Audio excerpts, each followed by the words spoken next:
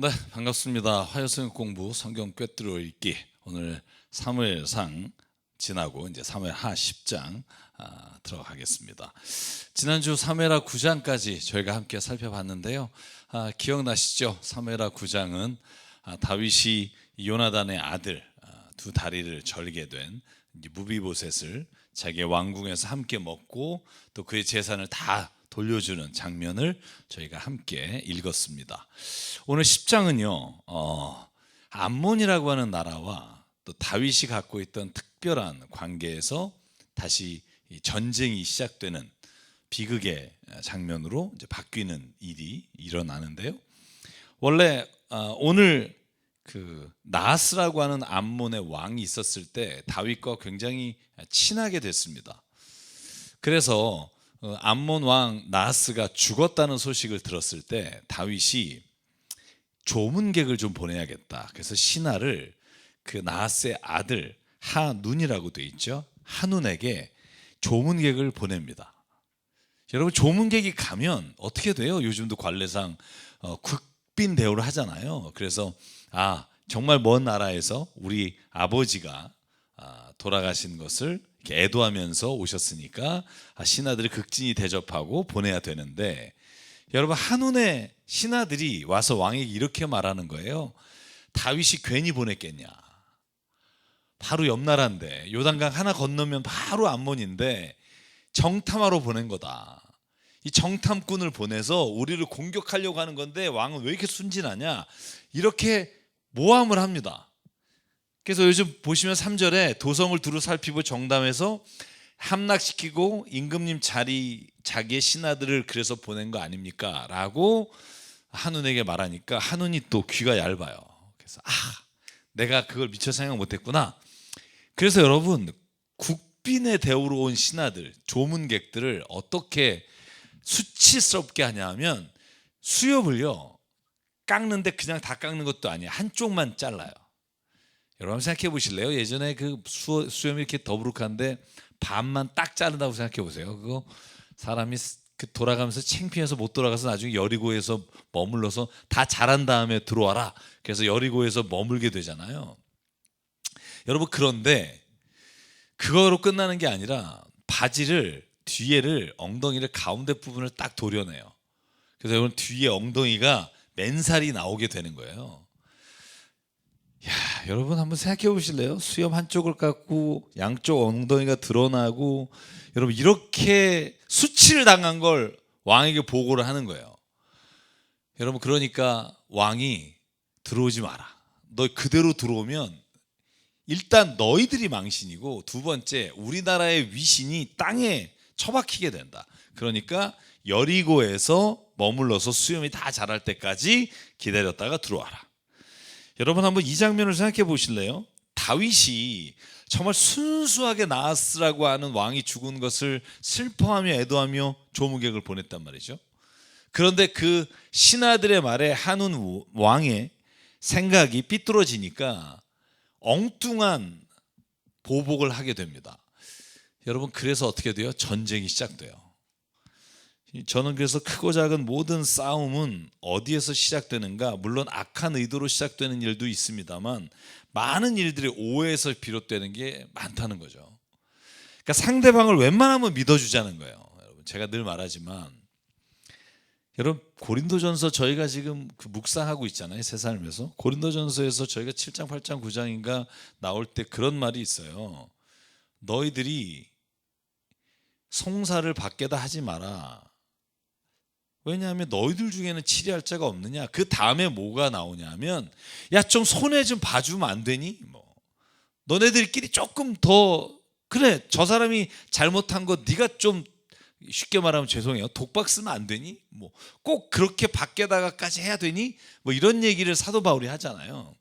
그러니까 저는 이 오해에서 시작된 전쟁이 물론 다윗에게는 승리를 가져옵니다만 암몬이라고 하는 나라가 이것으로 인해서 굉장히 어려움 가운데 처하게 되죠. 그러니까 한눈에 잘못된 결정 하나, 오해가 그 나라의 그 생사화복을 결정하게 된다는 거예요. 여러분, 그래서 어떻게 돼요? 제가 중간 생략은 좀 생략했어요. 요압하고 아비새가 나가요. 요압이 군대 장관이고 그리고 동생인 아비새가 같이 나가서 연합군이 쳐들어와요. 근데 되게 웃겨요.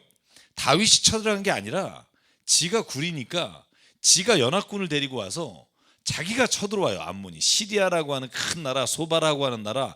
그래서 그 나라들하고 함께 모병을 데려다가 전쟁을 시작해요.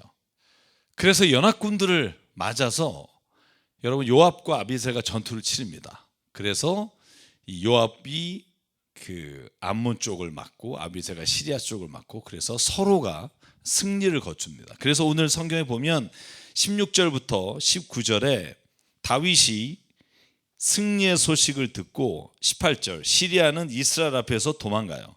그러니까 다윗이 그 전열을 갖추고 직접 전투에 나가서 싸우자 시리아는 도망가고 시리아가 도망가니까 그 옆에 있던 모든 군사들이 다 도망갑니다. 그래서 결국 19절 하닷에셀의 부하인 모든 왕은 자기들이 이스라엘에게 패한 것을 알고서 이스라엘과 화해한 뒤에 이스라엘을 섬겼다. 그 뒤로 시리아는 이스라엘이 두려워서 다시는 암몬 사람을 돕지 못했다. 그러니까 암몬이 시리아와 다른 군대들 데리고 쳐들어왔다가 결국은 다 패하고 도망가고 아주 패전하게 됩니다. 여러분 그런데 오늘 이 사건을 통해서 한 가지 깨닫는 게 뭐냐 하면 만약에 한운이요 오해를 했다. 야 진짜 다윗은 그런 마음이 아니었는데 내가 실수로 이런 일을 했다라고 깨달았을 때 저는 그때 돌이키고 용서를 구하면 기회가 있는데 사람이 그러질 못해요. 한번 뭔가 꽂히면 그래서 내가 잘못된 걸 알면서도요 이렇게 자기가 잘못된 걸 무마하기 위해 더 큰 죄를 저지르는 경우가 많아요. 이따 여러분 13장에 가도 그와 같은 일이 있습니다. 한번 그때 가서 한 번 더 살펴보도록 하고요. 자, 이렇게 암몬과의 전쟁이 끝났고 11장으로 넘어가면 드디어 우리가 잘 아는 다윗이 평생에 하나님 앞에 가장 큰 죄를 범하는 장면이 11장에 나와요. 근데 재밌어요. 요 전쟁의 장면, 아까 그 전쟁을 했던 암몬이라고 하는 국가와 전쟁을 다시 시작하게 됐을 때였습니다. 자, 보면 다윗이 요압에게 이 암몬 사람에게 전투를 해라. 그래서 아까 말한 랍바로 가요. 그랬을 때 다윗은 출전하지 않아요. 아까 제가 지도 보여드렸죠. 여기 랍바라는 곳으로 가요. 그래서 예루살렘에서 랍바를 가서 요압이 전투를 하는데 다윗은 안 가요. 안 가면 뭐 해야 돼요? 기도를 하든지 아니면 우리 군대가 좀 승리하게 해달라고. 그런데 오늘 뭐 하고 있어요? 제가 파란색으로 썼죠. 왕궁 옥상을 거닐어요. 제가 볼 때 기도하는 것 같지는 않고요. 걷다 보니 아름다운 여인이 목욕하는 모습이 눈에 들어오는 겁니다. 그게 밧세바라는 거죠. 너무 아름다워요. 그래서 신하를 데려다가 저 여자가 누군고 그리고는 데려다가 동침합니다. 여러분 그 당시에 왕이요 어떤 여인이 아름답다 그러면 사실은 그게 부녀자든 그게 어떤 처녀든 그게 누구든 사실 거역할 수가 없습니다. 여러분 뒤에 우리가 열왕기 하를 읽게 되면 솔로몬은요 후궁이 3천에 그 다음에 후궁이 700에 300을 더해서 1000명이라고 돼 있어요. 그죠? 여기에 다 결혼 안 한 사람만 있겠습니까? 저는 왕이 그 당시에 아련해라 그러면 모든 사람이 다 기꺼이 갈 수밖에 없는 처지였을 거예요. 마찬가지죠. 밧세바도 그렇게 몸을 깨끗하게 씻고 그리고는 다윗과 함께 동침하게 돼요. 여러분 그래서 저는 이 장면에서 늘 제가 강조합니다만 다윗이 범죄한 현장에 보면 기도하는 일이 없다고 말씀드렸어요. 그래서 우리가 이런 생각해요. 기도는 우리가 필요할 때 하나님께 능력을 구하는 수단이다. 하나님의 능력을 체험하는 길이다. 이런 생각을 많이 하는데 저는 기도에 대한 초점을 좀 바꾸면 기도는 우리가 기도함으로 인해 하나님 우리를 보호하시는 능력이다. 저는 그게 기도에 대한 또 다른 초점이라는 거예요. 기도할 때 실패한 자가 없어요. 어떤 일에서 자기가 죄를 짓는 것으로부터. 그래서 기도는 우리가 필요한 것을 주님께 구하는 것도 기도지만 이걸 우리가 간구라고 말하고요. 진짜 프레이어, 기도는 하나님이 우리를 지켜주시고 인도해 주시고 우리의 삶에서 죄짓지 않도록 해주시는 능력이 기도의 가장 큰 의미죠. 그래서 제가 여러분에게 늘 말하죠. 기도에는 4가지가 있다. 잊지 말자. 뭐가 있죠? 여러분 디모데전서인가요? 골로새서인가? 갑자기 생각이 안 납니다만 도구와 감사와 기도와 간구로 이런 말이 있어요. 그죠? 이 4가지가 여러분 기도에 있어서 가장 중요한 거잖아요. 기도가 뭐예요? prayer. 이게 하나님의 뜻을 듣는단 말이에요. 그러니까 기도의 본래 의미는 뭐냐면 하나님이 우리에게 말씀하시는 거 듣는 거예요. 그 다음에가 asking이에요. 간구하는 거예요. petition. 도구가 뭐예요? intercession이에요. 중보 기도한다는 얘기예요. 그죠? 그 다음에 감사예요. 그래서 이 4가지가 기도의 요소에 들어가요. 항상 기억하십시오. 그래서 기도는 우리가 항상 주님께 뭔가를 구하는 게 기도라고 생각한다. 저는 그게 4분의 1이라는 거예요. 하나님이 내게 주신 것을 감사하는 거. 이게 정말 감사 기도고요. 그 다음에 하나님이 내게 주시는 말씀을 듣는 거. 그리고 순간마다 죄를 이기게 하시는 것을 하나님으로부터 듣는 거. 그리고 또 한 가지는 내가 진짜 하나님 앞에 간구하는 거. 그리고 하나님께 중보하는 거. 그래서 이 기도가 있다는 걸 잊지 마시고 다윗이 범죄한 현장에서 가장 없었던 게 기도다. 제가 더불어서 앞에서 사울도 마찬가지죠. 사울이 죄를 그렇게 자주 지을 수 있었던 건 기도하는 시간이 없었다라는 말씀을 드렸어요. 자, 한번 그냥 라빠라는 곳이 어떤 곳인가? 라빠 성이 여러분 암몬이 섬겼던 신이 뭐죠? 가장 유명한 신? 성경에 2가지 이름으로 나와요.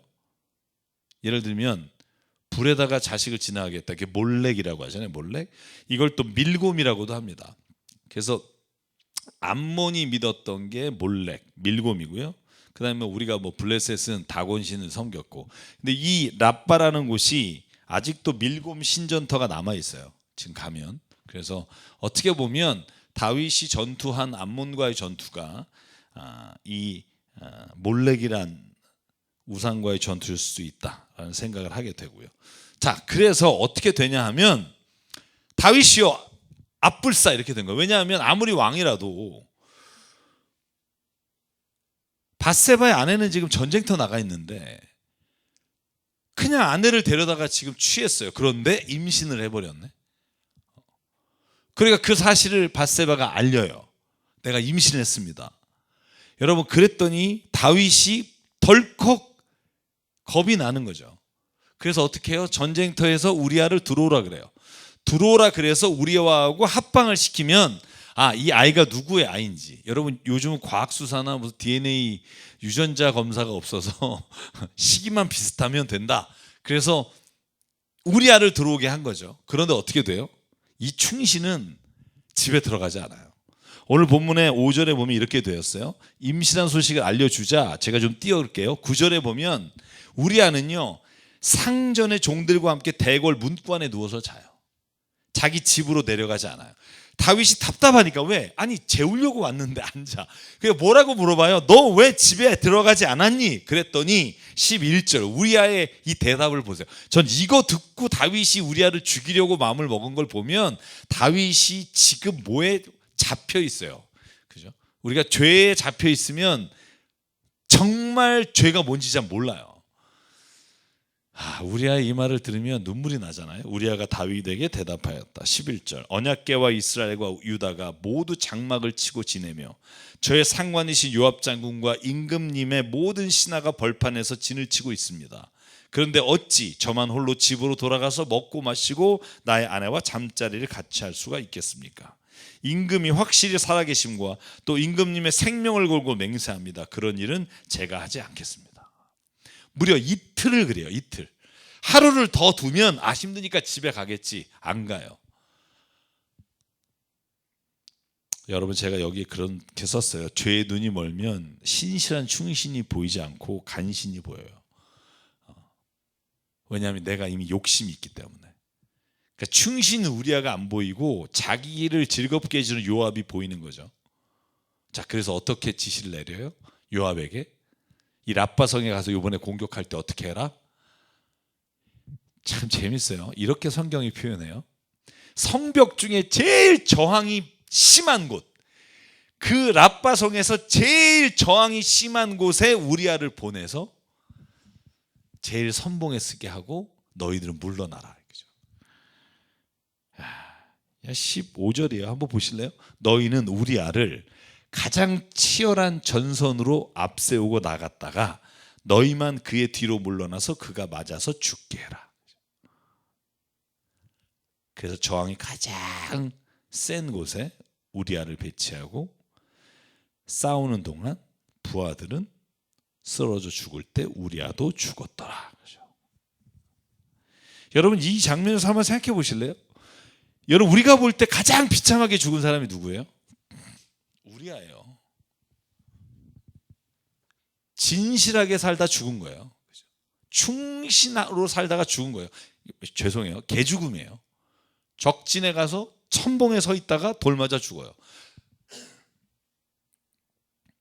여러분, 그러면 우리가 이 장면을 딱 보면 착하게 살면 뭐하나, 그죠? 선하게 살면 뭐하나, 이런 생각 안 들어요? 죄진 놈은 뒤에서 왕궁에 있고, 그걸 또 시키는 대로 한 요압은 멀쩡하게 장군이라고 대접받고, 여러분 이따가 금이환영에서 칭찬 듣잖아요. 요압이 원래 욕 먹어야 되잖아요. 전투에서 진 놈이 무슨 칭찬을 받아요. 근데 우리야 죽인 걸로 인해 모든 게 무마가 돼요. 이 정도 되면 정말 우리야는요 비참하게 죽은 거예요. 근데 여러분, 저는 이 장면에서 한번 생각해 보자고요. 우리아가 정직하게 살다가 비참하게 죽은 것처럼 보이는 게 사람의 눈이라면, 우리의 눈에 진짜 비참한 사람은 다윗이어야 돼요. 죄를 짓고도 그게 죄인지도 모르고 그 죄를 감추기 위해 더 큰 죄를 지면서도 자기 자신이 지금 죄 가운데 있다는 것도 모르는, 그걸 성경은 불쌍하다고 말해요. 여러분, 성경은요 병에 걸린 사람을 불쌍하다고 말하지 않아요. 예를 들면 이런 거예요. 병에 걸려서 우리가 죽게 됐어요. 예수님이 보시기에는 불쌍하죠. 그런데 이걸 인간적으로 볼 때가 아니라 신앙적으로 볼 때 불쌍한 인생이 아니에요. 누구나 살다 보면 이런 때가 올 수 있어요. 성경이 진짜 불쌍하다고 보는 거, 성경이 진짜 쟤 진짜 안 죄었다라고 보는 거 뭐냐면, 죄 가운데 있으면서 죄를 모르는 사람. 여러분, 그래서 예수께서 오셔서 말씀을 전하고 복음을 전하시면서 가장 불쌍하게 본 게 누구예요? 바리새파 사람, 율법학자예요. 왜? 아니, 그 사람들 멀쩡해요. 여러분, 잘 살아요. 돈도 많아요. 사람들이 막 대접받아요. 근데 예수께서 뭐라 그래요? 아유, 이 불쌍한 놈, 회칠한 무덤, 곧 죽을 놈, 심판이 너에게 가까이 왔다. 칼날이 너희 앞에 있다. 하나님이 보는 눈과 인간이 보는 눈이 달라요. 사람이 보는 눈은 세상에서 떵떵거리고 그렇게 사는 사람이 사람의 눈에는 굉장히 복을 받았다고 생각하지만, 하나님의 눈에 볼 때는 그들이 죄 가운데 있으므로 비참하다고 보는 거죠. 저는 우리아가 비참하게 보는 눈에서 다윗이 불쌍하게 보이는 눈으로 바뀌는 게, 저는 믿음의 사람의 눈의 변화라고 생각해요. 우리아는 비참히 죽은 게 아니라 하나님의 영광을 위해서 이 땅에서 선한 싸움을 싸우다가 바울이 말한 것처럼 의의 면류관을 가지고 갔다고 저는 믿어요. 여러분, 이 믿음이 없이는 세상을 못 이긴다니까요. 어떻게 이기겠어요? 우리가 눈에 보이는 게, 예를 들면 세상이 가지고 가치를 비교하면 이렇게 살다 죽으면 정말 비참한 거죠. 근데 저는 사도 바울이 말한 것처럼 우리의 달려갈 길, 주 예수께 맡은 사명을 다 감당하기까지 내 목숨은 아까운 게 아니다. 진짜 아깝고 불쌍한 건 내가 그 복음 말씀대로 살지 못하는 거다. 저와 여러분에게 이 믿음이 있기를 주의 이름으로 축복합니다. 그래야 살아요. 그래야 이겨요. 그리고 그래야 진짜 무엇이 중요한지를 볼 수 있는 눈을 주신다고요. 자, 보실래요? 그렇게 비참하게 우리아가 전사했습니다. 그랬더니 전령이 전투 보고를 해요. 랍바에서 우리가 성문 가까이 다 갔는데 오히려 성벽에 있는 적들이 부하들에게 활을 쏘아서 죽었습니다. 그럼 원래 뭐라 그래야 돼요? 요압이 미리 얘기했어요. 가르쳐줬어요, 전령한테. 야, 전령아, 다윗 왕이 이렇게 말하면은 너는 이렇게 대답해라.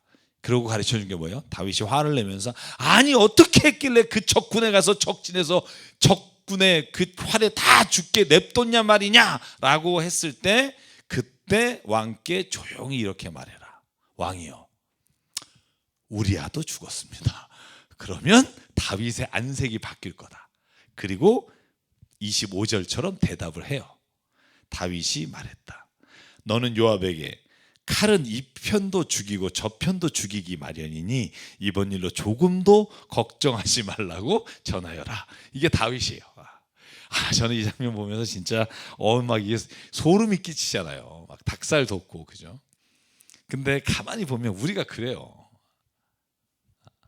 어떤 큰 일이 됐느냐 안 됐느냐보다 내 조그만 이익이 됐느냐 안 됐느냐를 볼 때가 얼마나 많은지 몰라요.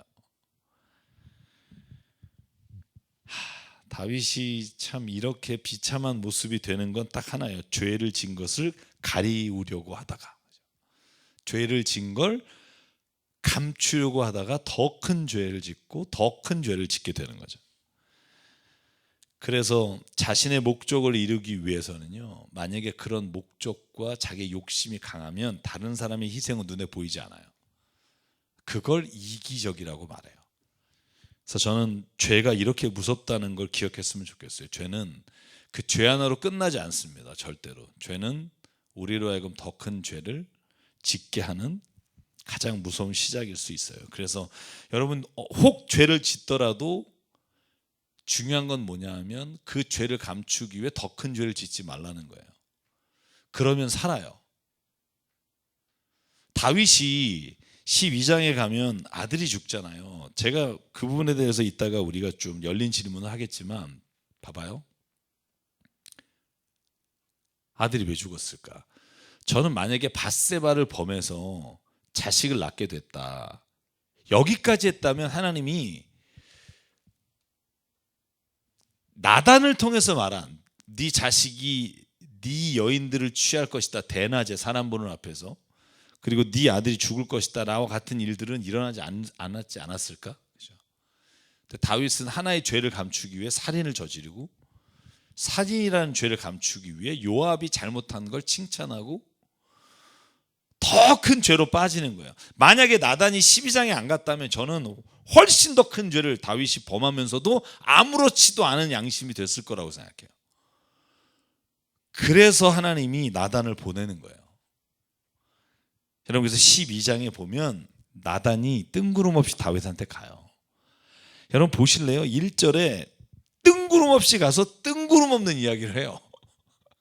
아니 예언자가 찾아가서 이런 얘기를 뭐하러 하냐고요. 왕이시여, 갑자기 무슨 얘기가 있는 것도 아니고, 제가 하나 얘기할게요. 어느 마을에 부잣집이 있고 양이 있고 소가 있는 사람이 있었고, 어느 가난한 집에 딱 하나 암양이 있었는데 너무나 암양을 사랑해서 밥도 같이 먹고 한 가족처럼 지내고 있었는데, 이 부잣집에 손님이 왔는데 양을 잡으려니까 아까워서 옆집에 있는 그 하나밖에 없는 암양을 가져다가 음식을 만들어서 대접을 했습니다. 이런 놈을 어떻게 해야 될까요?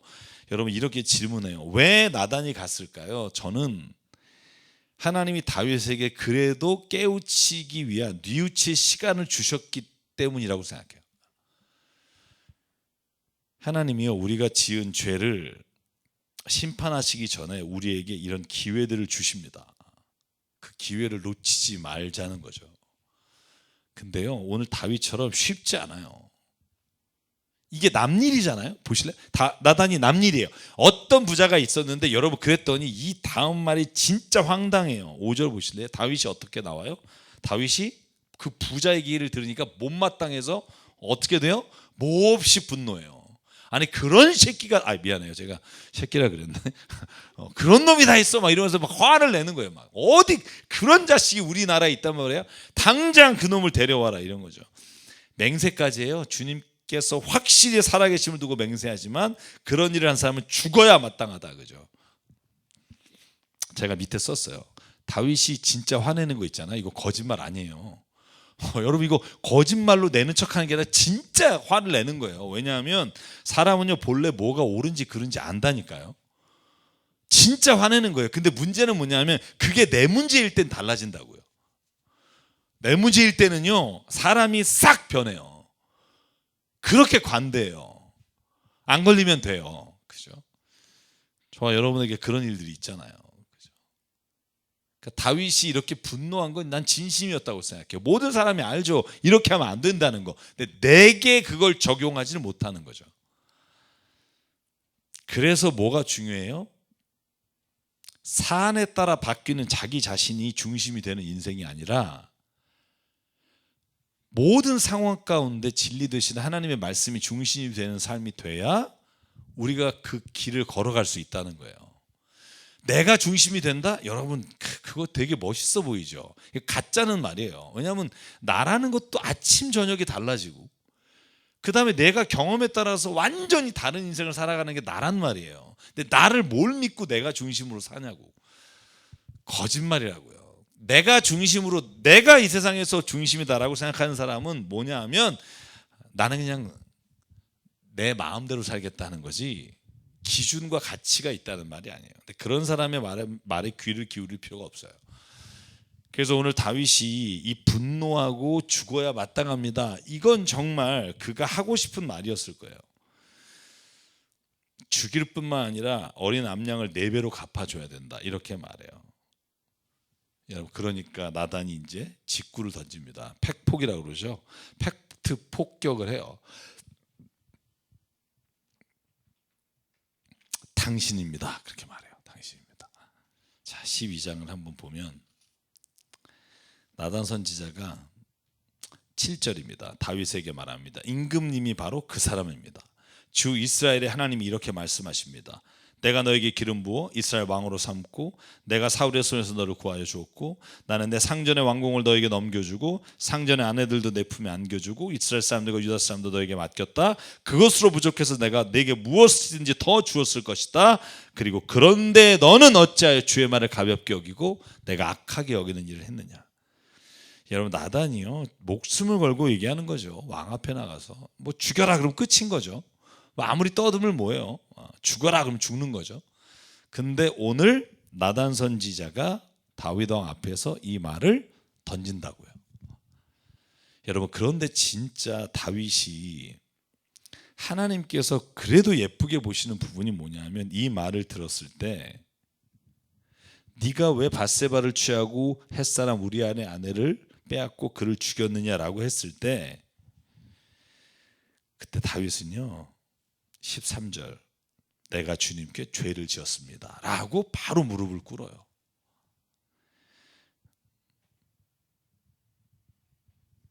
여러분 나단의 이 말에 다윗이 한 이 대답이 저는 위대하다고 봐요. 그러니까 예를 들면 이런 거죠. 그 마음의 양심의 가책은 자기가 덮었어요. 그죠? 자기가 눌렀어요. 자기가 안 듣는 것처럼 했어요. 그죠? 우리가 그러잖아요. 양심이 거리끼는데도 근데 한 번만 딱 참자. 그죠? 여러분 제가 하나님을 버타여 섬길 수 없는 게 돈이라고 말씀드리면서 그런 얘기 했잖아요. 대부분이 그래요. 돈이 이게 문제가 되고 돈이 이번에 이만큼이 들어오는데 약간 불법을 해야 돼. 그러면 어떻게 기도하는 줄 아세요? 제가 기독 실업인 이렇게 예배를 드리잖아요. 질문을 했어요. 만약에 100억 공사나 이게 100억이 들어와요. 근데 쭉 불법을 해야 돼. 근데 지금 회사가 너무 어려워. 이것만 하면 살아. 그럼 뭐라고 기도하실 거냐 했더니요. 진짜 솔직히 말하면 하나님 요번 한 번만 봐주시면 제가 회사를 다시 살려서 정직하고 하나님 기뻐하시는 기업으로 세우겠다. 이렇게 돼요. 안 그런다고요? 남 일이라고. 자기가 막상 딱 그게 닥쳐봐요. 쉽지 않아요.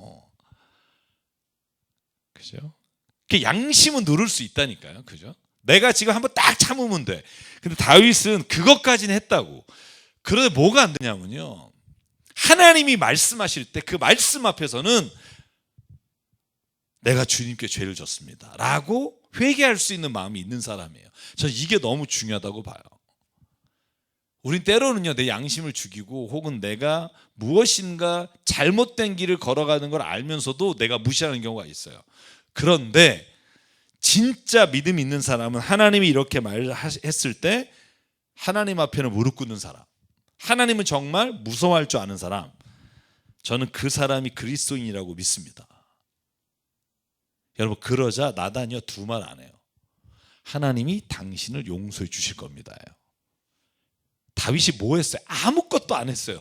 다윗이 무슨 뭐 밧세바를 데려다가 미안하다고 얘기를 했습니까? 뭐 다 국민들 앞에 내가 이런 일을 했다고 했습니까? 아무것도 안 했어요. 그런데 하나님, 내가 주님 앞에 죄를 졌습니다. 이 한마디의 회개가 나단이 내가 용서해 주겠다, 하나님의 말씀을 선포해 주세요.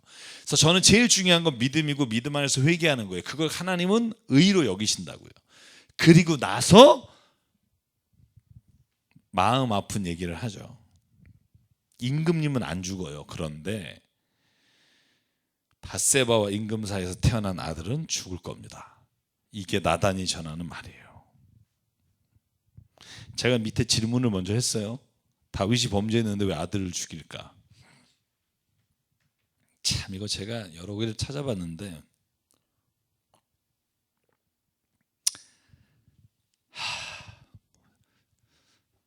뭐가 정답이라고 말할 수가 없어요. 그 아이가 병에 걸려서 죽을 운명이라는 표현이 좀 마음에 안 드시면 죽을 수밖에 없는 상황이었는데, 그걸 다윗과 나단은 자기의 죄로 인해서 이렇게 됐다고 그렇게 여겼는지, 아니면 다윗이 그 죄에 범한 것으로 인해 그 밧세바사에서 난 첫 번째 그 아들을 하나님께서 데려가셨는지, 사실은 여기에 대해서 우리가 어떤 한 결론을 내리기가 쉽지 않습니다. 왜냐하면 이 상황이 모든 어린 아이가 죽는 상황들과 동일하지도 않고, 제가 드리고 싶은 얘기는 그거예요. 오늘 성경에서 우리에게 이걸 통해 뭘 말하고 싶은 걸까? 그죠? 죄는 회개하면 용서받는데 그 죄를 살인이나 더 악한 악으로 덮은 일에 대해서는 우리가 살아가면서 때로는 대가를 지불할 때가 있다는 거예요. 저는 그런 일들을 너무나 많이 봐요. 제가 경험도 하고, 죄 졌으니까 이렇게 됐다, 이런 어떤 식의 누군가를 정죄하는 게 아니라, 내가 그 일로 인해 지금까지 이어지는 내 마음의 두려움, 상처, 트라우마 혹은 여러 가지의 것들이 우리가 지은 죄로 인해서 우리를 하나님 앞에 혹은 세상 앞에 아주 자신 있게 나가지 못하게 만드는 그런 일들이 항상 우리에게 남아있다는 거예요. 저는 이 사건을 통해서 하나님이 그걸 꼭 기억하라고 우리에게 말씀해 주시는 것 같아요. 그러면 네가 양심을 누르고 죄를 지려고 할 때 그때 한 번 더 생각하게 된다. 저는 그것을 우리에게 오늘 말씀해 주시려고 하는 게 아닐까. 근데 다윗은 진짜 멋있는 게 뭐냐 하면, 아이가 이렇게 아플 때 다단이 얘기했음에도 불구하고 금식하며 하나님 앞에 매일 엎드려서 기도해요. 자, 16절 보시죠. 다윗이 그 아이를 살리려고 하나님께 간절히 기도하고 금식하고 왕궁으로 들어와서 밤을 새며 맨 땅에 누워 잤어요. 침실에서 안 자고. 그러니까 신하들이 저러다 왕 돌아가시면 어떡하지 막 이러고 있는 거죠. 왜? 여러분, 이게 기도라는 거예요. 어떤 일이 뭐 아파요, 병들었어요. 근데 하나님은 살리실 수 있는 분이잖아요. 여러분 믿으십니까? 전 믿어요. 아멘. 그럼 기도하는 거예요. 뭐 밤을 새고 기도하든 금식을 하든 기도하든 하는 거예요. 근데 결과는 하나님께 맡기는 거예요. 결과까지도 내가 원하는 대로 다 한다. 그럼 여러분 하나님 하셔야 되고요. 다윗이요, 이렇게 했음에도 불구하고 오늘 뭐라고 나와요? 그 아들이 죽어요. 아무래도 낌새가 이상하니까 다윗이 먼저 물어봐요. 신하들은 감히 말 못하니까 네가 말해 찌르다가 겨우 눈치만 보고 있는데 다윗이 물어요. 아이가 죽었느냐? 대답해요. 돌아가셨습니다. 여러분, 그랬더니요, 다윗이요 벌떡 일어나더니 목욕을 해요. 그리고는 몸에 기름을 발라요. 옷을 갈아입어요. 그러더니 성전에 들어가 예배드려요. 그리고는 나와서 밥을 먹어요. 여러분, 3년장을 해야 될 거 아니야. 3년장. 예를 들면 뭐 애도의 시간을 가져야 될 거 아니에요. 적어도 애가 죽었는데. 다윗이 그런데 신하들이 이렇게 물을 때 대답하는 걸 보세요. 신하가 21절에 이렇게 물어봐요. 왕이요, 왕자가 살아계실 때는 음식을 전폐하고 슬퍼하시더니 돌아가시자마자 왜 음식을 드십니까? 이게 어찌된 일입니까? 이해가 안 가죠. 왜 이해가 안 가요? 신앙이 없으면 이해가 안 가요. 그러니까 다윗은 지금 이 사건을 신앙의 눈으로 보고 있고 신하들은 자연적인 일로 보고 있다는 거예요. 뭐라고 다윗이 대답합니까? 이 아이가 살아있을 때는 내가 금식하면서 운 것은 혹시 주님께서 나를 불쌍히 여겨주셔서 그 아이를 살려주실지도 모른다고 생각했기 때문이다. 그러나 이제는 그 아이가 죽었는데 무엇 때문에 내가 금식하겠어? 내가 그를 다시 돌아올 수 있겠어? 내가 그에게 갈 수 있지만 그는 나에게로 올 수가 없어. 다윗은 이미 하나님이 그를 데려가셨고 천국에 갔다는 걸 믿는 거죠. 내가 거기에 갈 거다. 여러분, 제가 구약에서 천국에 가는 직접적 언급은 없다고 말씀을 늘 드립니다만 이런 단락들은 죽음 이후에 하나님 곁으로 간다고 하는 믿음이 분명히 있었다는 걸 우리가 알 수 있어요. 이런 단락들이 되게 많이 나오잖아요. 제가 앞에서 소개해드린 본문이 있고, 그러니까 다윗은 여기서 제가 깨닫는 게 뭐냐면 인생에서 우리가 정말 이해할 수 없는 일이 일어나요. 정말 왜 하나님이 이렇게 하셨지 하는 일이 일어나요. 그런데 그걸 믿음으로 받아들이는 게 진짜 믿음이에요. 누구나 이해할 수 있는 거, 그건 믿음이 아니에요. 세상 사람들 다 이해할 수 있는 거. 아, 이렇게 하면 이렇게 되지. 아, 열심히 노력했으니까 이렇게 성공을 했지. 아, 뭐 이렇게 했으니까 이렇게 했지. 여러분, 이건요 이해 범주 안에 있어요. 그런데 다윗이 지금 경험하는 것처럼, 아니 금식을 했어요. 아니 식음도 전폐했어요. 아니 침실에서 자지 않고 바닥에 잤어요. 하나님 앞에 울부짖어 기도했어요. 그런데 죽었어요. 그러면 원망해야 되잖아요. 그런데 다윗은 이 모든 것을 내가 간구했음에도 불구하고 하나님이 그를 데려가셨다면 이건 하나님의 일이다라고 믿고, 그때 내가 이제 하나님의 뜻대로 살다가 하나님께 가겠습니다라는 고백을 하는 거죠. 그래서 여러분 시편 51편에 밧세바와 간음한 이후에 다윗이 졌다고 하는 시를 읽으면, 정결케 하옵소서 오 주님, 정결한 마음 내게 주십시오. 이런 고백을 하나님 앞에 할 수 있는 거죠. 그래서 저는 저와 여러분이 죄를 지을 수 있어요. 근데 진 다음이 중요하다고 생각해요. 그때 오늘 다윗과 같이 저는 더 큰 죄로 내 자그마한 죄를 덮으려고 하지 마시고요, 하나님이 내 안에 말씀하실 때 즉시 회개하며 하나님의 뜻이 내게 이루어지기를 다시 내 삶에서 간구하는 자리로 돌아가면, 다윗이 죽는 그날까지, 아니 죽음 이후에 그 자손들에게 약속하신 것처럼 다윗으로 말미암아 하나님께서 하는 말씀으로 해 주실 거라는 거죠. 여러분 재밌어요. 솔로몬이요 굉장히 위대한 왕인 같죠. 솔로몬의 위대한 장면 딱 하나밖에 안 나오는 거 아세요? 성경에 뭐죠? 솔로몬의 위대한 장면 딱 하나 나와요. 그게 뭘까요? 지혜 있다는 거예요. 지혜. 그러니까 야, 내가 너한테 뭐 줄까? 그럴 때 장수를 구하지도 않고 돈을 구하지도 않고 적군을 물리쳐달라고도 하지도 않고 지혜를 달라고 하니 나머지도 다 주겠다. 이게 하나님이 보신 그죠? 그리고 우리가 주일학교 때 들은 거, 두 여자가 한 아기를 데리고 와서 이 아기가 내 아기입니다. 원래 내 아기였던 저 여자의 아기는 자다가 죽었고, 그래서 이게 그러니까 반으로 잘라라. 이거 뭐 솔로몬의 지혜, 그죠? 근데 솔로몬에 나오는 열왕기하 1장부터 쭉 11장까지인데 읽어보면 솔로몬은요 칭찬받은 게 그거 하나예요. 솔로몬은요 오히려 마지막 장에 뭐라고 돼 있냐면 11장에 이렇게 기록돼 있어요. 솔로몬으로 말미암아 이 땅에 모든 우상이 들어와서 멸망하게 됐다. 그래서 솔로몬을 죽이지 않으신 이유를 뭐라고 얘기하는 줄 알아요? 다윗 때문이다 이렇게 써요. 하나님이 다윗을 왜 이렇게 예뻐하셨을까? 저는 즉각적 회개라고 생각해요. 솔로몬이 전도서와 잠언을 읽어보면 회개했다고 느껴지긴 합니다만, 사실은 성경 안에 즉각적으로 이방 여인으로 말미암아 들어온 우상신에 대해서 하나님 앞에 회개했다는 단락이 없어요. 아무리 읽어봐도. 제가 지금 열왕기상하를 읽고 있는데 혹시 발견하시면 갖다 주십시오. 없어요. 그래서 아들 르호보암에게 물려줄 때 많은 사람들이 열 지파들이 왜 반대를 하냐 하면 아버지보다 더 큰 세금을 걷겠다고 하니까 아주 돌아버리죠. 돌아버려서 결국은 여로보암에게 다 가버리잖아요. 근데 그 이유가 뭐냐면 아버지 솔로몬이요, 성전 7년 졌죠. 자기 왕궁 13년 졌죠. 자기 이방 여인들, 애굽 여인, 부인들의 성전 4개를 더 졌죠. 그러냐고 자산 탕진했죠. 모든 사람들에게 세금 2배로 걷었죠.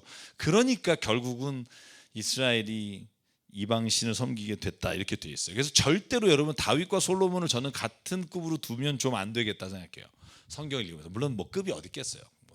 그냥 얘기를 하자면 성경은 다윗으로 말미암아 마지막까지 하나님께서 이스라엘을 지켜주셨다라는 말이 반복된다는 걸 꼭 기억하십시오. 그 이유가 뭘까? 저는 회개라고 생각해요. 하나님 회개를 그렇게 기뻐하신다고 저는 믿습니다. 자, 그래서 12장에 보면 하나님께서요, 그 아들이 죽은 다음에 축복을 주셔서 솔로몬이라는 아들을 낳게 하셨다. 밧세바 사이에서. 그 이름을 여디디아, 사랑받았다, 이런 의미를 가진 솔로몬을 주셨다라는 것과, 그리고 또 하나 다윗이 라빠로 가서 도성을 점령했다. 라빠가 어딘지 아까 말씀드렸죠. 암몬을 쳐 부쉈고 암몬의 왕의 머리에 있는, 그러니까 한운의 머리에 있던 그 왕관도 뺏어서 왔다. 그래서 제가 이 부분을 읽으면서 무슨 생각했냐 하면, 여러분 인생에서 지금 마치 끝인 것처럼 보이지만 다윗에게 또 다른 길이 열리고 다윗에게 또 다른 축복이 열렸다고 저는 봐요. 그게 인생이에요. 그래서 여러분 믿음으로 걸어갑시다. 뭐 하나가 막히고 지금 내가 실수한 것 때문에 좌절하지 마십시오. 저는 정죄를 당해서 무너지는 경우도 있지만 스스로 자책해서 무너지는 사람도 많이 봤어요. 그러니까 여러분 다시 일어나 걷는 게 다윗처럼 하나님 앞에 위대하게 서는 길입니다. 잊지 마십시오. 자, 우리 한 장만 더 해볼까요? 13장. 네. 자, 13장은요 우리가 좀 너무나 잘 아는 다윗의 첫 번째 아들 누구죠? 암논입니다. 암논. 여기에 나오는 주인공이죠. 아주 나쁜 주인공. 나쁜 짓 하다가 그냥 죽은 주인공. 네. 암논이라는 사람이 있었어요. 자, 그냥 뭐 이야기처럼 들으십시오. 첫 번째 아들이에요. 야, 첫 번째 장남이면 좀 장남다워야 되잖아요. 그런데 배다른 딸이 있었어요. 다말이라고. 다말은 압살롬이라고 하는, 여러분 압살롬이 세 번째 아들이잖아요. 세 번째 아들은 엄마가 달라요. 그래서 배달은 그 다말과 압살롬이 남매지간인데 이 암논이 다말을 사랑하게 됐네. 여러분 그런데요, 다말을 사랑한 게 다가 아니라 상사병이 걸렸어요. 근데 제가 여기 제목을 뭐라고 달았죠? 잘 보실래요? 제목을 사랑한다고 착각한 암논이라고 써놨어요. 사랑해서 상사병 걸렸어요. 이 정도면 사랑이죠. 근데 다 읽고 보면 사랑 아니에요. 욕심이고 집착이고 정욕이에요. 이 둘을 구분을 못한 거예요. 여러분 왜 제가 말씀드렸죠. 첫째 아들 암논인데 이렇게 헛짓하다 죽죠. 셋째 아들 압살롬인데 아버지하고 반역해서 전쟁하다 죽죠. 아도니아가 솔로몬 왕 세우니까 나를 왜 왕으로 안 세웠냐고 그러다 죽죠. 그리고 둘째 아들이 길르압이에요. 그리고 산마도 있고. 그런데 어쨌든 이 아들 10명째 솔로몬에 갈 때까지 이 위에 들이 너무 형편없다는 거죠. 자, 암논이 상사병 걸렸다 칩시다. 저는 사랑이라고 안 봐요. 그런데 옆에 친구 하나 거지 같은 놈이 있었어요. 요나답이라고. 어쩜 그렇게 다윗하고 친했던 요나단하고 이름은 비슷한데 거지 같은 요나답. 얼마나 거지 같은 놈이냐면 지가 이 암논을 꼬셔서 다말을 이렇게 겁탈하게 해놓고 나중에 암논이 죽었을 때 다윗한테 가서 꼬자질한 게 요나답이에요. 아주 사악한 놈이죠. 그런데 요나답이요, 이 암논이 막 힘들어하니까 야 나한테만 비밀을 얘기해봐. 왜 그러니? 그러니까 드디어 암논이 털어놔요. 내가 진짜 너무너무 다말을 사랑한다. 4절 마지막에 나야 압살롬의 누이 다말을 내가 사랑하고 있기 때문이다. 여러분 제가 여기다 그거 썼어요. 사랑은 죄가 아니잖아요. 죄예요. 때로는 사랑이 죄가 돼요. 왜? 일방적이고 비겁한 사랑, 스스로 사랑이라고 착각한 정욕은 사랑이 아니에요. 이걸 모르니까 내가 그 사람 사랑한 죄밖에 없어요. 아니, 이거 사랑 아니라니까. 자꾸 착각하는 게 문제예요. 제가 한번 오늘 이야기 다 듣고 사랑인지 아닌지 한번 생각해 보세요. 거창한 사랑이란 이름만 붙이면 다 죄가 선이 되는 게 아니에요. 잘못된 사랑은 사랑이 아니라니까요. 자, 그랬어요. 이놈이 짜낸 지략이 뭐냐 하면, 네가 아프잖아. 아픈데 네가 사랑하는 다말이 빵을 만들어 오면 다윗 아버지에게 말하라는 거예요.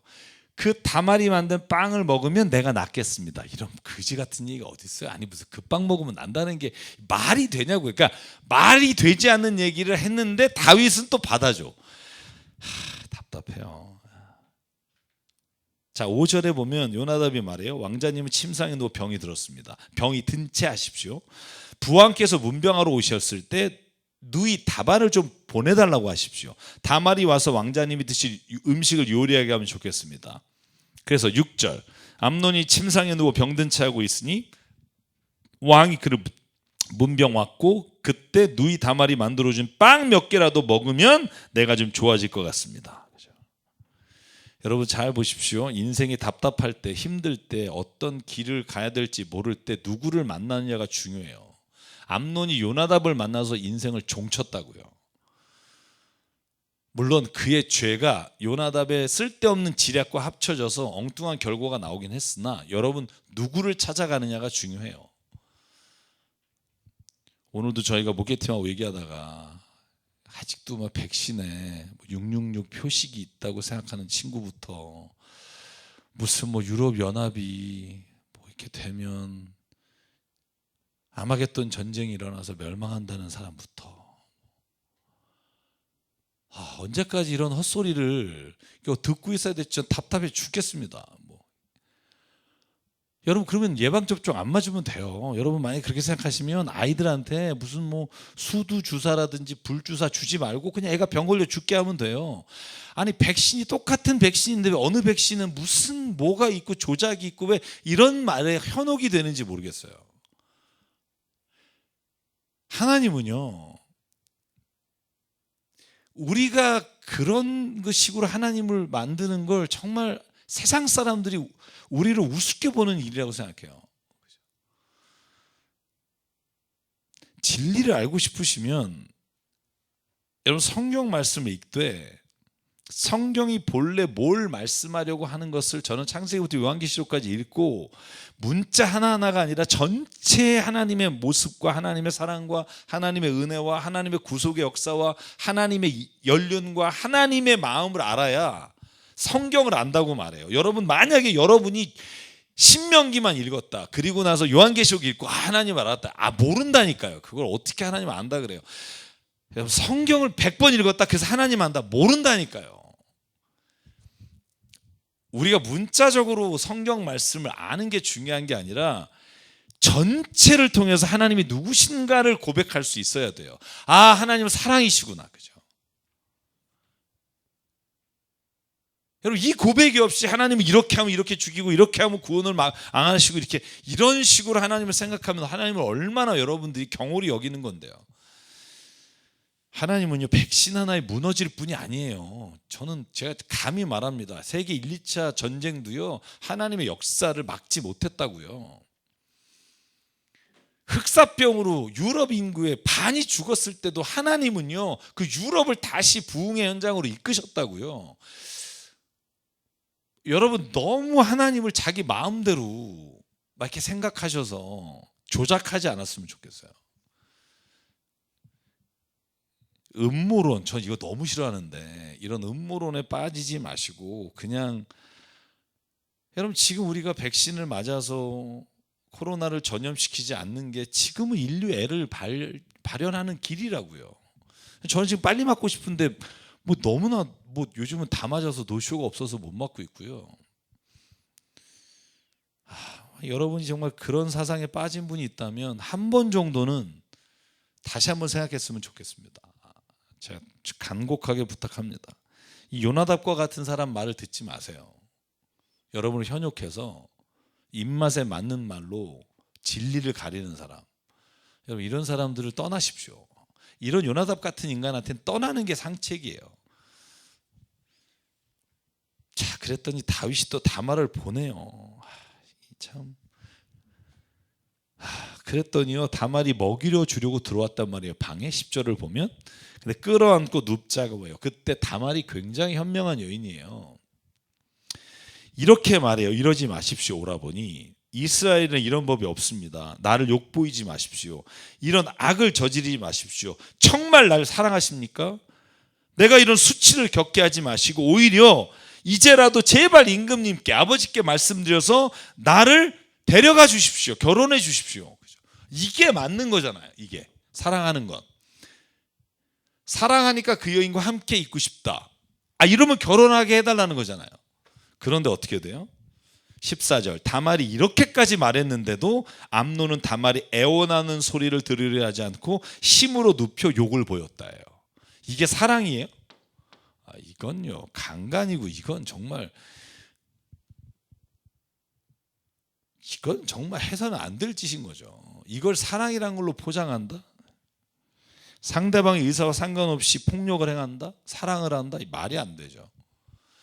여러분, 요즘 데이트 폭력 이런 기사나 유튜브가 정말 많이 올라오는데, 제가 여자분들이 이걸 보고 계시다면 데이트 폭력을 허용했다, 사랑하니까 때릴 수도 있지. 여러분, 그 사람을 방치해 두면 여러분의 가정의 폭력 가정이 되는 거예요. 무조건 잡아 쳐 넣어야 돼요. 이거 여자에게 손대는 거예요. 이런 놈들은요, 그냥 봐주면 안 돼요. 이거 제가 꼭 말씀드리고 싶었어요. 한 번은 사랑하니까 때린다? 미친놈이에요. 지가 맞아보라 그러세요. 사랑해서. 아버지가 사랑하니까 팬다? 이거 용납이 되나? 그죠? 그걸 또 나를 오죽 사랑했으면 이랬을까? 이러지 말라니까. 여러분, 왜 이렇게 그게 말이 되냐고요. 나를 얼마나 사랑했으면 다른 남자가 나를 쳐다만 봐도 나를 미워할까? 이런 놈이라니까요. 그건 사랑이 아니라 집착이에요. 이런 집착과 사랑을 구분할 수 있어야 진짜 사랑받는 사람이 될 수 있어요. 집착을 사랑으로 착각하는 순간 여러분 사랑의 대상이 아니라 여러분은 상대방의 욕망의 대상이 될 뿐이라고요. 저는 너무 안타까워요. 이 다말의 이야기는. 자, 그래서 결국 암논은 더 나쁜 죄를 짓죠. 지가 겁탈을 했어요. 그러니까 다말은 그 겁탈한 남자 암논하고라도 아버지께 말해서 살고 싶었다고요. 그런데 여기에 나오는 말 보실래요? 그 여자를 겁탈하자마자 갑자기 이제 자기 마음에서 떠나는 거예요. 욕망의 대상이죠. 제가 여러분 락강이라고 하는 심리학자가 욕망에 대해서 말씀드린 것 제가 한두 번 말씀드린 적이 있어요. 욕망은요, 채워지면, 그죠? 그 욕망이 똑같은 자극이 오면 더 이상 만족이 안 돼요. A라는 욕망이 만족이 됐잖아요. 그러면 A보다 훨씬 더 자극적인 게 돼야 그 만족감이 느껴져요. 그래서 여러분 뽕을 하면 한 분들의 말을 들어보면 예전에 맞던 횟수와 양이 동일해봤자 자기가 더 이상 그 쾌락을 못 느끼니까 양을 늘려가고 횟수를 늘려가는 거예요. 똑같아요. 암논은 다말을 진정으로 여인으로 사랑한 게 아니기 때문에 욕망이 채워지는 순간 미워하는 거예요. 미워하는데 미워하는 마음이 사랑했던 마음보다 더해주는 거예요. 그러니까 원래 사랑이 아니었죠. 내가 사랑하는 척했다고 했지. 여러분, 그러니까 소리 지르며 당장 나가! 여자에게 소리치고 다말이 그러자 말해요. 이러면 안 됩니다. 이제 나를 쫓아내시면 이 악은 방금 나에게 저지른 악보다 더 큰 악입니다. 여러분, 다말이라는 여인이요, 얼마나 현명해요. 이전에 나를 겁탈한 게 악이지만 지금 나를 내쫓으면 더 큰 악입니다. 그래도 자기 시중 드는 사람을 불러다가 내쫓아버리고 빗장을 닫아버려요. 그러니까 19절, 다말이 재를 뿌리고 옷을 찢고 손으로 얼굴을 감싸고 목 놓아 울며 거기를 떠납니다. 그렇죠? 너무나 마음이 아파요. 자, 그 다음 이야기는 14장, 15장, 16장하고 연결되는 이야기일 수 있어서 여기까지 오늘 할게요. 그래서 그 다음에 압살롬이 암논을 어떻게 하는지, 그리고 그 암논을 죽인 압살롬이 3년 동안 도망갔다가 다시 돌아와서 다윗이 그를 용서해 주면서도 불구하고 또 압살롬이 어떤 일을 저질렀는지, 왜 이런 죄가 쳇바퀴처럼 돌아가는지, 우리 다음 시간에 한번 우리 13장 23절부터 한번 말씀을 보도록 할게요. 자, 오늘 너무 감사하고요. 또 주님이 코로나로 인해 좀 힘든 상황이지만 또 여러분과 저에게 또 다른 길을 열어주실 줄 믿고 또 믿음으로 한 걸음 한 걸음 걸어가기를 주의 이름으로 축복합니다. 오늘도 너무 함께해서 즐거웠습니다. 샬롬, 감사합니다.